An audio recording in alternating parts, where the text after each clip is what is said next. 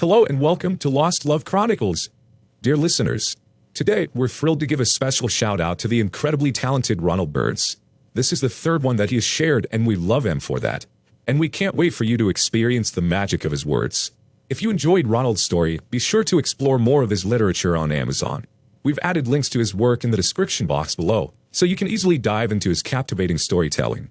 Sending loads of love to Ronald Burns for his contribution, and to all our listeners. Thank you for being part of this literary journey with us. And if you want to share your work with us, please send your work at the email mentioned in the description box and we will publish it for our listeners at Lost Love Chronicles. Now let's get on with the story. My college, Temple University, had 20,000 women students. Deanna, my future wife, was one of the three most beautiful women there.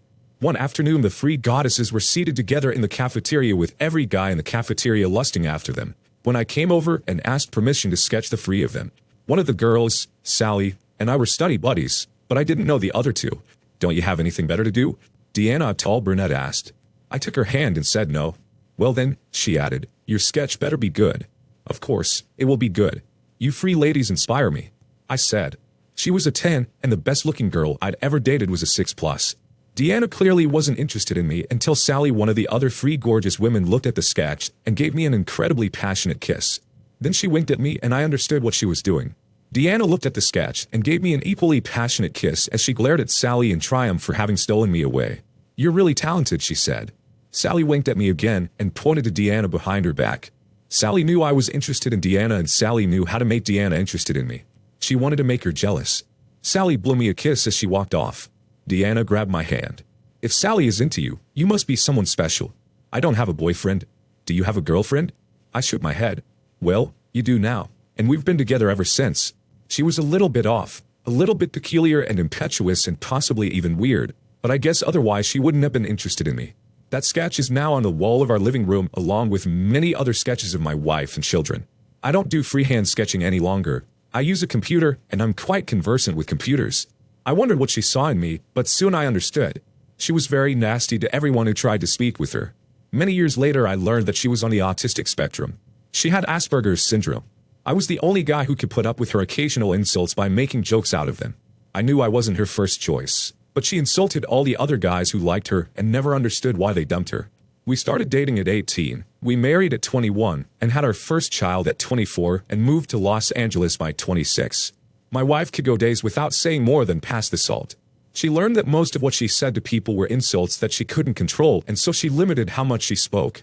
Though I didn't understand it while we were dating, once we married, I realized that she also suffered from depression. She would often have hours-long crying fits. I would hold her and tell her the children, and I loved her, and sometimes that would make her feel better. A smarter man might have left her, but I loved her too much, and I would never desert our children. Perhaps some children thrive after a divorce, but I've never met any of them. Have I mentioned that she was not only the most beautiful woman I ever dated, but the most beautiful woman I ever knew? Some nights I stayed awake thanking the Almighty as I gazed at my beautiful wife. I guess that makes me shallow, so what? I also learned that the harder she worked, the happier she felt. I was the exact opposite. We started a successful ad agency in our senior year. I did the creative work and my wife did everything else. We were a great pair together. We bought a fixer-upper house in an up-and-coming gentrifying neighborhood for very little on because the neighborhood was still dangerous. We spent years and every spare cent remodeling it.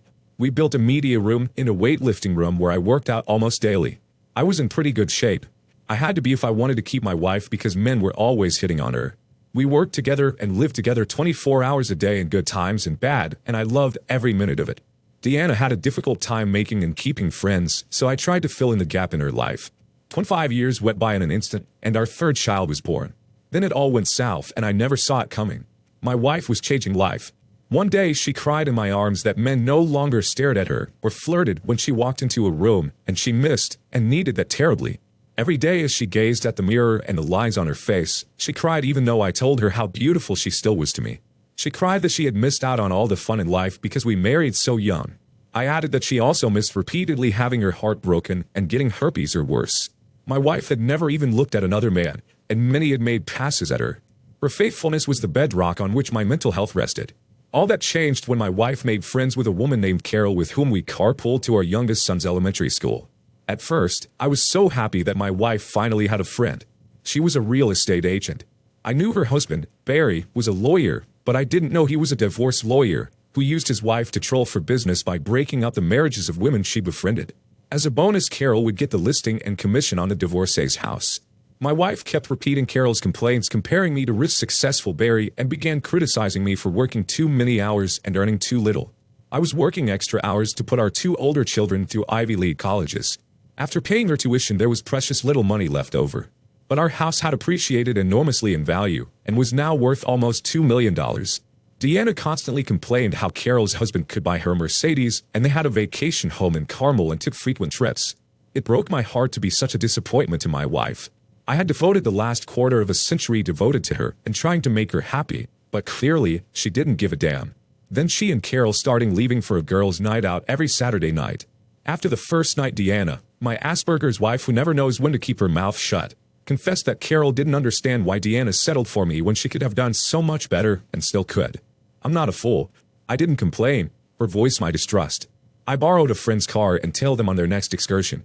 They went to a club and met up with an incredibly handsome younger friend of Carol's who danced too closely with my wife throughout the night. I wanted to walk over to them and knock out the guy, but I just took some photos and waited near my wife's car in the parking lot. If she left with the guy, I would have beaten the shit out of this tall, thin, pretty boy in the parking lot and gone to jail a happy man. But my wife and Carol left without him. I needed to come up with a strategy as I veered back and forth between broken-hearted sorrow and furious anger. I raced my wife home and made a pot of tea for both of us. She told me about her evening, and even admitted to dancing with several men, once each. She was lying. I knew to be on my guard. Flirting with the other guy must have really turned on my wife because she made love to me nonstop for the rest of the night, until I had to beg for mercy. She spent the rest of the week going into our backyard and talking on her cell phone in hushed tones. Based on our credit card statement, she went out shopping and bought very provocative clothes, which she hid from me. The next weekend, my wife couldn't meet up for girls' night out and stayed home because her car wouldn't start. I had disconnected the battery. I hoped this time I would cool off my wife's passion for that guy. I wanted to find a way to repair our relationship. I suggested that we take a film class at the local college, where we would see as yet unreleased films. My wife seemed to like the idea, but the next day changed her mind. She informed me that Carol said that she shouldn't take a class with me, as it was just an attempt on my part to manipulate her. What does that even mean? What utter bullshit. Undeterred, I bought tickets to the ballet for the coming Saturday night. My wife loved ballet, but she refused because she was again going out with Carol. My marriage was in big trouble. That week my wife and Carol again went to the same bar, and my wife sat next to the same man, and I sat far away but within eyesight. Of course, I wore a wig, hat and sunglasses to hide my identity. My wife, who normally didn't drink, was making up for lost time. While my wife was getting drunk, her boy toy had his hands between her thighs, and as his hand worked his way upward, she didn't protest but instead leaned in for a kiss. I'd seen enough, and knew I had to extinguish this flaming passion she had for her boy toy. Many of life's problems can be fixed with a pitcher of beer, I thought. There were two drunk guys at the next table who ran out of money but were still thirsty. I offered them $500 to buy 2 large pitchers of beer at the bar if after they bought the pitchers they would trip and spill one of the pitchers of beer all over my wife. They accepted, and a few minutes later my wife in her brand new expensive clothes and shoes were drenched with a half-gallon of beer and smelled like a brewery. She cursed at the men and went to the ladies' room to try and dry off. She left the restaurant alone and returned to her car. I followed at a discreet distance. She couldn't keep the car in one lane. She had too much to drink. I phoned the police warning of a drunk driver. I gave them her car make, license number and direction of travel on Wilshire Boulevard. The police stopped my wife, smelled the beer on her, and arrested her for DUI. I let her spend the night in the drunk tank before I came to bail her out in the morning after telling her how disappointed I was with her. I told her that I wouldn't bail her out again and that her girls' nights out were over. She said Carol was right. I was too controlling, jealous of Carol, and didn't want her to have any fun. I said, okay, then I won't bail you out. Call Carol to come bail you out. I'm leaving. She begged and pleaded but finally cried and swore she was done with girls' nights out, and I bailed her out of jail. The nights out with Carol stopped, but Carol didn't stop meddling in my marriage. Carol invited us over for dinner, but even that had an ulterior motive. She and her husband subtly asked me questions about my income and our net worth. I was being qualified for how much they could soak me for in a divorce. They also had another reason to invite us over. I'm really good with computers, since I work on graphic programs all day, and since theirs was broken, they asked me to take a look at it. I told them to go back to drinking in the den, and I would try to fix the computer in the office. The first thing I did was shut it off, and then turn it back on, which fixed the problem as it almost always does. I'm curious by nature and wanted to learn more about my adversaries. It didn't take me long to find the husband's Quicken accounting books and a computer. For 5 years he earned over $500,000 a year, but when I looked at his TurboTax return, I saw that he only reported $20,000 to the IRS. I printed out all this information and put it in my pocket. Underestimating me is never a good idea. If I'm after you, you'll never see it coming, and these two had it coming. That night, after we left, my wife said that Carol had invited her to her vacation home 300 miles north of LA in Carmel, California for a week starting Labor Day Friday. I told her that was great, she needed some relaxation. The next day, I hired a private eye to follow her on her trip, or maybe her tryst. I bought a few dozen condoms and placed them in her luggage as a fuck you gesture. At the PI's suggestion, I bought a burner phone so our communication could not be easily discovered by a subpoena during a divorce. As my wife left our house carrying 2 heavy suitcases, she lost balance, tripped, fell and hit her face on the steep steps, giving herself a black eye. The PI followed her ostensibly to her friend's vacation house, but informed me by phone that my wife didn't pick up Carol, but picked up a man at Carol's house, and they didn't drive north to Carmel, but 100 miles south.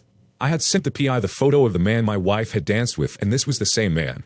They ended up in room 515 at a hotel in Laguna Beach. The PI spoke to me in hushed tones because he told me there were police in the hotel restaurant near him. He asked me what I wanted him to do. On the spur of the moment, remembering my wife's black eye, I instructed him to tell those police officers that a prostitute was being beaten up in that room. I hoped the police could end the party before they had time for sex. 5 minutes later, the PI informed me that my wife had been marched out of the room fully dressed and arrested for prostitution. Her boyfriend was arrested for assault and battery. An hour later, my wife phoned me crying. She wanted me to bail her out of jail. She wouldn't tell me what the crime was, but only where she was. I played dumb and asked why she wasn't in Carmel, but she refused to answer. Her bail was $5,000. I told her I would drive down after I withdrew the money from our bank when it opened in the morning. I didn't withdraw the money or drive down to bail her out. I wanted her to spend the whole 3-day Labor Day weekend in jail because one night in jail the previous month hadn't taught her a lesson. I showed up at her arraignment and watched her plead guilty in shackles, wearing an orange jail uniform. In the past, I'd seen my wife happy, sad, depressed, and confused, but this was the first time I'd seen her completely defeated and destroyed. She had hit rock bottom. Having so many condoms in her luggage was considered proof that she was a prostitute. She was sentenced to 6 months in jail. The sentence was suspended if she could stay out of trouble for 1 year.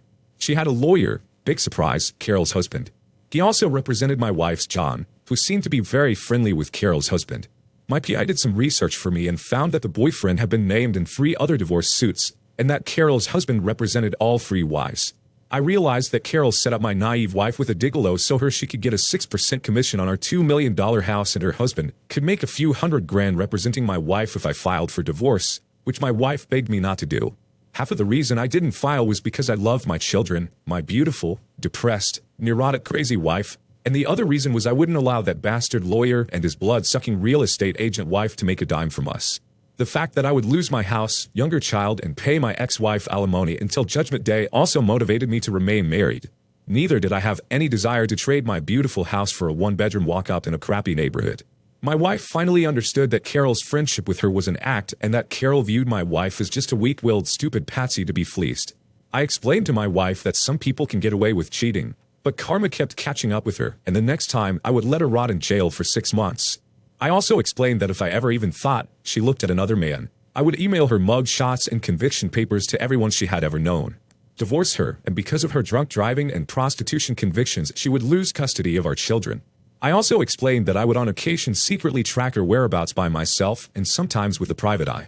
If she strayed, I would know, and her punishment would come swiftly and terribly. When I asked if I had been that bad a husband, she said no. She just became addicted to the validation, compliments, and attention from a handsome young man who said she was beautiful and desirable. She also craved the excitement of the clandestine meetings at the club and the planned getaway to Laguna Beach. I said if you think spending time in jail is exciting, go right ahead and continue your behavior. I'm a really easygoing guy. My last fight was in 9th grade. He was bigger than I was, but I didn't back down, even though I knew he'd beat the tar out of me, and he did. I walked away with a bloody nose. The only damage I inflicted on him was to get my blood all over his shirt. I'm not tough or belligerent unless you try to fuck with me or my family. I may lose, but I won't back down. I took Barry's tax return and financial information to the nearest federal Internal Revenue Office and California Franchise Tax Office. They explained that if my information was accurate, I might be entitled to a reward.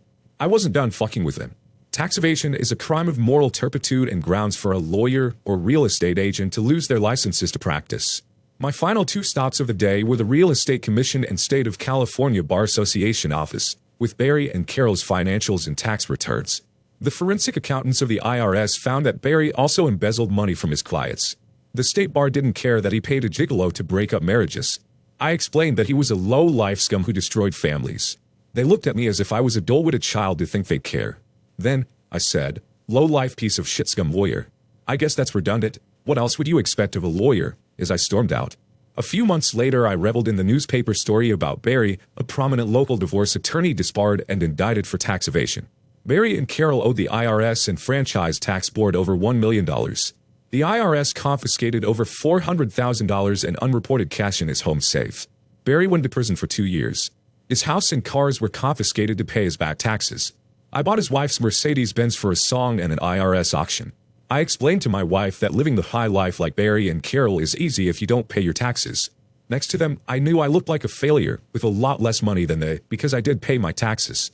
A year later, I received a reward from the IRS of $40,000 and took my wife on a ridiculously expensive vacation to Tahiti where we completed putting our marriage back together. Carol is now an overweight cashier at our local supermarket. I make sure to always be in line at her cash register so I can smile and gloat at her. I also make sure that she notices I own her old car.